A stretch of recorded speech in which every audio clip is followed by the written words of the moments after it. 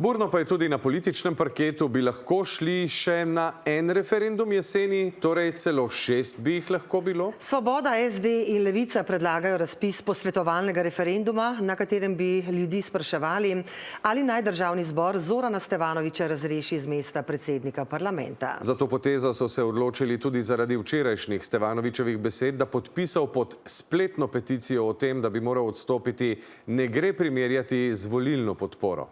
Stevanović odgovarja: vodim Državni zbor in tako bo do aprila leta 2030. Žana, koliko možnosti pa sploh ima takšen referendumski predlog? O predlogu opozicije mora odločati celoten Državni zbor, predlagatelji pa za uspeh potrebujejo navadno večino navzočih poslancev. Kot rečeno pa je referendum posvetovalne narave, Državnega zbora politično ne zavezuje. Opozicija s tem sicer nadaljuje akcijo, ki jo je zagnal bivši SDS-ovec Miha Brejc s spletno peticijo za Stevanovićev odstop. Brejc je prepričan, da Stevanović ne spoštuje ustave in da bi se moral zato s položaja posloviti. Medtem se je pojavila še akcija spletnega vplivneža v bran Stevanoviću. Ta sicer vztraja, da parlament vodi zakonito in v skladu s poslovnikom. Opominja tudi, da se predsednika parlamenta postavi in razreši le z večino 46 poslancev.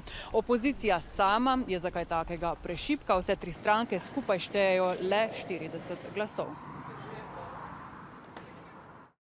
Ker se samo takrat, ko damo svojo osebno izkaznico, ko se identificiramo in glasujemo, lahko merijo rezultati, dajmo ljudem to možnost. Če eno peticijo mečejo v koš, jaz sem to peticijo osebno tudi čez poletje doživel na ta način, da so ljudje večkrat povedali, kaj za vraga se v tem parlamentu dogaja in vedno ciljali na našega predsednika Državnega zbora. Taka oblika posvetovalnega referenduma je farsa.